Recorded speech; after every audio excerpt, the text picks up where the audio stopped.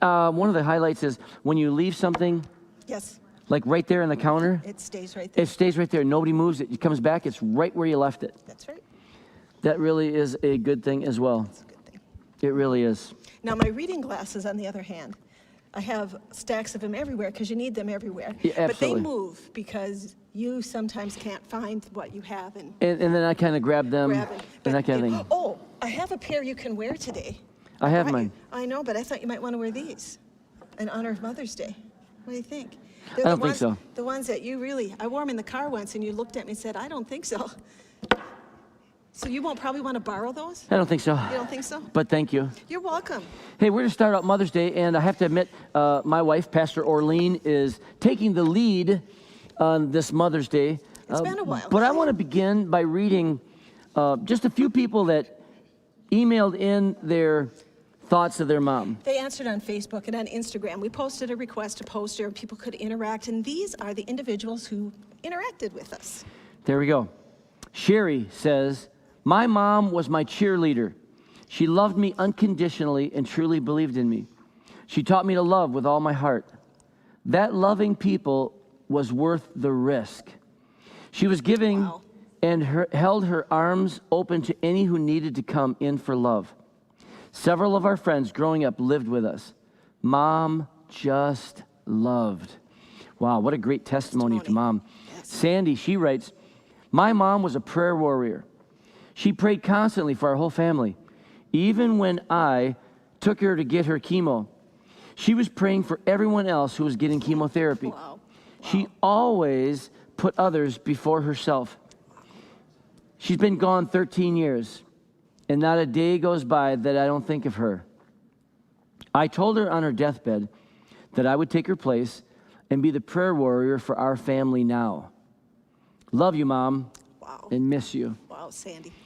Then there's Roy.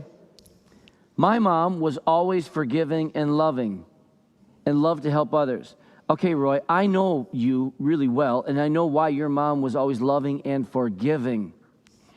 Because you gave her a lot of reasons to forgive. I remember all the great times at the cabin on the St. Croix River. If the weather turned bad, she would pull out games, and we all would play for hours. Wonderful. At home, seeing her working in all the huge flower bed, helping her at times and seeing the joy on her face. She's been gone now since 2000, but her memories are still alive. Wow, that's great. Jane, she gave me life. Thanks, Mom. Wonderful. Here are a few more. My mom is just happy to be in the same room with me, says Angel. We don't have to talk about anything special. There is no agenda, just love. Beautiful. Austin says, the thing he remembers about his mom, hey, Austin, this sounds like fun. I wish I would have been there. Having the best time in Washington, D.C. There's nothing like a good travel buddy, and it's amazing when it's your mom. Adam says, going ice fishing, and it totally failed. Now, Adam, we'd like to hear the rest of that story. Yeah, I'd like to hear the rest of the story. And Adam, you need to realize this. If you went with me ice fishing, it'd be an epic fail. I'm not a fisherman. And Lauren says, going camping and getting lost. That's not hard to do. And Mari says, my mom was known as the fun mom when she showed me and my friends what a Chinese fire drill was. Okay, Susan. Wow. Yes. That sounds like fun. That sounds like fun. And Michelle says, my mom was the neighborhood kind of mom. My friends would come over, and she had recently baked goods or made cookies or brownies or Rice Krispie bars, and the friends would make them disappear. That's wonderful. I like making cookies disappear, too. Yes, we don't have I a whole really lot do. of them in our house I these like days. making cookies disappear. If you hear a tingling, it is nothing strange going on. It's this right here. He's tingling. He's got spurs on. And they ting, ting. Because if I can hear him, everyone else can hear him, I'm assuming. They can pick up in the mics. It's a high ting. That I'm deaf to. So it's kind of like you are, we're in a service, I'm a church not service, moving anymore. and there's I'm not moving. And then there's someone going ting, ting, ting, and then there's Yeah. some kind of incense or something. Something else should be happening besides the Yeah. noise of your spurs. But I just want him to know what it is. I just want you to know I'm dressing up for Sundays. It's Yes, Mother's you Day. are. It's Mother's Day. He's wearing spears. I got this really cool spur buckle belt. I have my nice Spurs with the jingles on them. So And you still don't want to wear Thanks. those amazing glasses? They No, go so I'm good. well. Okay. I'm good with these. All right. Well, How this- about you and your mom? Oh, that's right, me and my mom. The one thing, my mom is very Finnish. All of us in our family, there's 5 kids, and we are all rather stoic individuals, and we kind of laugh at one another because when the social distancing of 6 feet apart came, it's like, and No what's wrong change with for that? you guys. Yeah, what's wrong with that? That's normal. Actually, that's kind of too close. It's kind of a family standard joke. But what is really the most memorable thing in my mind with my mom was she grew up in church. My parents were always connected. We always went to church. But somewhere along the line, my mom found the connection that Jesus was real and personally for her. She was the first one in our family who got that connection. And she fell in love with Jesus, and our life was never the same. Your whole family changed. Whole family. True. Yep. I have, obviously, because you've heard me if you tune in at 6:30 and I go and interview my parents, I have just so many wonderful memories of growing up with mom and dad. And my mom, there's several things I could bring up, but I think this morning, I'm thinking about her playfulness. Yes. You know, as a kid, you don't see your parents as young people. But as I reflect back, I can see my mom as a young person just having this effervescence, kind of a gleeful approach to life. I remember at like 4 or 5 years old, her taking us just across the street, because we lived across the street from like a little city park, and they would flood the rink. I remember going out there ice skating with my mom. My mom was, she loved to ice skate, she loved to roller skate. In fact, that playfulness continued literally just, I think, like, you only got to go back about 4 years, and I remember roller skating with my mom. Roller skating. Yes. And she's a good roller skater, even at her age. Yep. And me at my elevated age, I have to admit, I was roller skating circles around her because I really, like to roller skate. You do. Yes. And but just this playful exuberance. She never took things too seriously or was overstressed, especially once she committed her life to Jesus. I mean, then her life had just radically changed as well. So strong faith in my mother. So it's marvelous. Thanks, Mom. All right. So with that, memories of mom, we're going to be talking about, obviously, Mother's Day today. And it's been a while since I've done the Mother's Day sermon. And so as we were talking last week and through the devotions of this week, it's like there's just some things that kind of went boom, boom, boom. And I'd really like to share what happened in my devotions this week when it comes to this topic of being a mother, being a woman, being in society, this process which is very applicable to any human being. But it is highlighted in a character in the Old Testament. But before we get to her, there's just a few thoughts that will help crystallize where we're going before we get there. So when a woman is known as a lady of ill repute, that woman is someone else's mother. When a woman is known as the wife of a fool, that woman is known as someone else's mother. When a woman is suspected as being punished by God for her secret sin, like people talk about, oh, there must be something wrong with her because of that, it's what's going on in her life, that person is someone else's mother.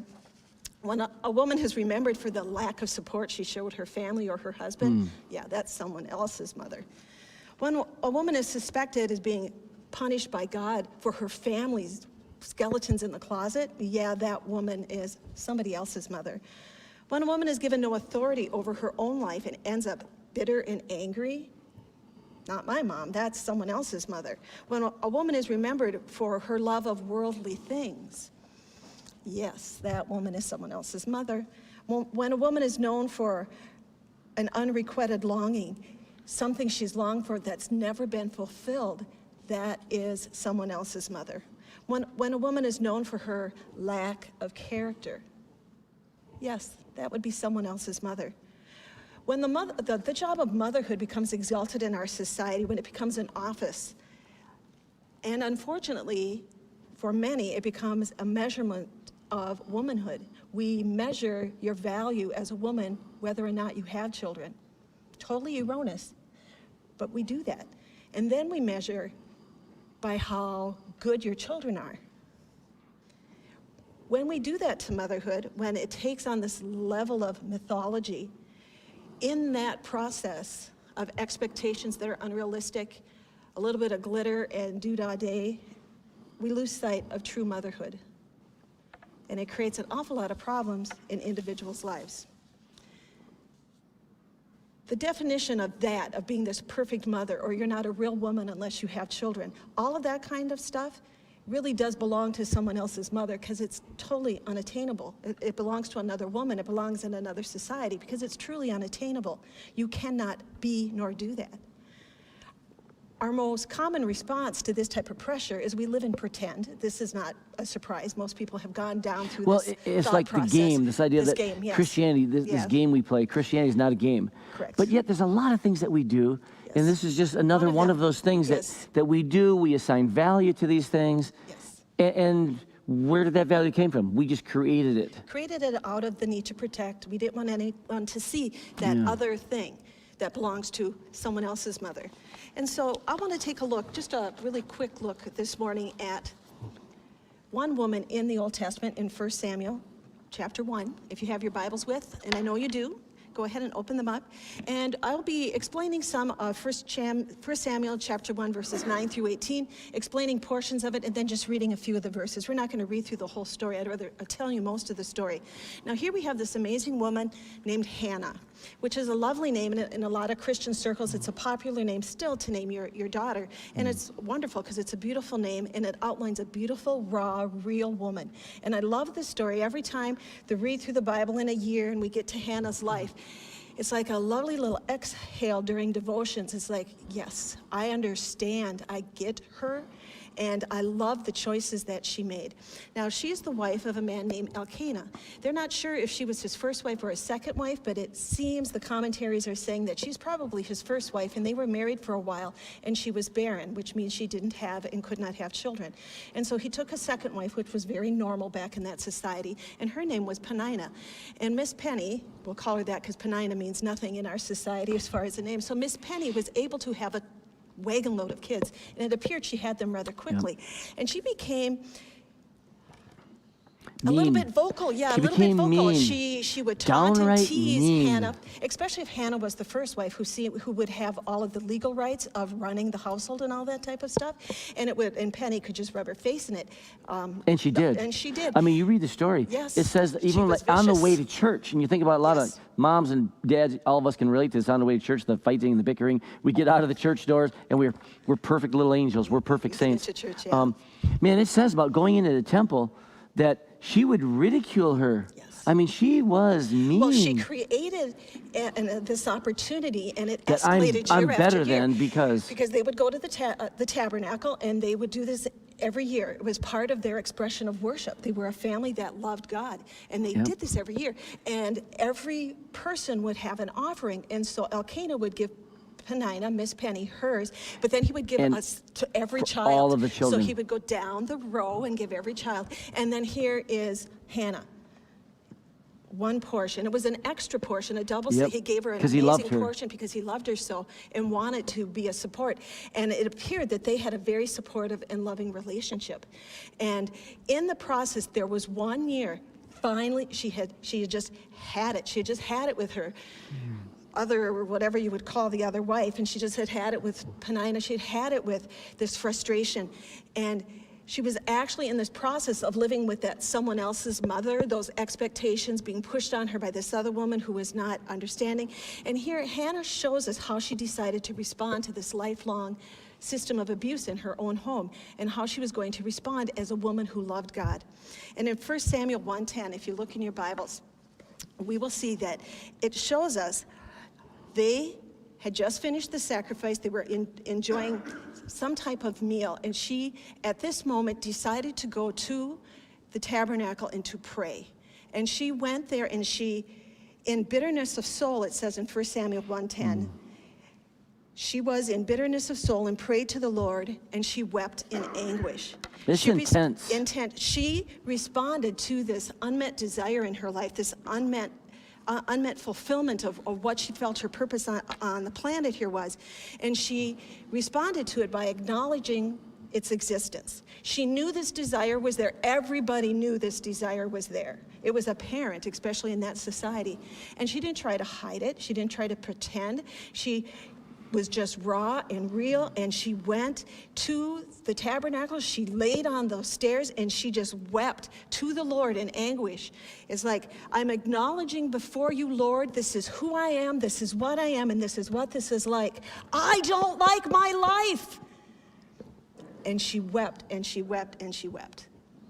So as I'm reading her story, it's like, this is real. Everybody can identify with that. This is the unmet expectation, the thwarted desire, the life turned upside down. Pieces of our life. So when your heart's desire is no longer able to be a dream because it's been too long, she acknowledged that existence before the Lord. She didn't try to make excuses. She didn't try to pretend. She didn't try to blame him. She didn't quit going to this time of worship. She went, and she was very, very raw. Now, as she's responding to this unmet desire and all the real and rawness of her life, she also did something else that is outlined in 1 Samuel 1:11. 1 Samuel 1:11 says this. She starts to pray. O Lord of hosts, if you will indeed look on the affliction of your maidservant and remember me. She not only acknowledged that the unmet need was in her life, she asked God to intervene, to see her, the real her. Remember me, I am here, I know you love me. You are my God, I am here, remember me. And it doesn't tell us how long she was there, but it was interesting because the chief priest was sitting in his normal spot right near where this was going on. And he was observing her, and he's looking at her, and it's like, there's something wrong here. This is not normal type of prayer. This isn't the normal process I get every year. And he got a little upset because he thought the woman was so drunk she couldn't pray out loud. Because it says that she was moving her lips, but nothing was coming out. She was so in anguish. Yes. She was praying and interceding in her lips, but she wasn't talking out loud because she was really, I think, in that deep place talking to God. Yes. Communicating with the Lord. Yes. And I think we can all relate to times where we reach that place in our life where things are not going the way we thought. I think about even some of the situations that we have in our personal life. Yes. Same thing. It wasn't supposed to be this way. This wasn't supposed to happen to us. Right. And you have these unmet expectations, and you only have one place to go. Correct. And that's to the Lord. Yes. Well, actually, you can make all kinds of choices. True. But there's only one place to go where it's going to actually be handled with love, and it's going to be forward going and growth in your life instead of taking and stealing from your life. Hannah loved God, and she was actually an outcast in her society, and not only ridiculed by Peninnah, but by all other women. There was something wrong with her, obviously, because God didn't bless her with children. She didn't have any kids. Yeah. Yep. And so it came right down to that she was an outcast. As much as her husband loved her, it didn't matter. All the other women kind of kept their distance because she was not blessed by God. And so when she's laying there in that destitution and she's just telling God I have this need and I want you to intervene. So she is raw and real in public before the Lord in worship. And then she asked God to see her. And she prayed so intensely, as you said, honey, that she just poured out her soul before the Lord. It says in 1 Samuel 1:15, the last part of that verse, and so intensely that Eli thought she was drunk. And here, this Hannah, for those of you who aren't familiar with this portion of Scripture, she is the mother of Samuel. God does hear her prayer. And while she is praying there, she's like, Lord, I understand who you are. I've lived, and I'm guessing since Peninnah had so many kids, that Hannah was getting older. I don't know how old she was. I couldn't find anything that would give me the timeline of where she was at in her life. But I'm getting to the point where she might have been getting to the point older where she may or may not have been able to be having more kids. I mean, she did have Samuel and then a bunch of other children. God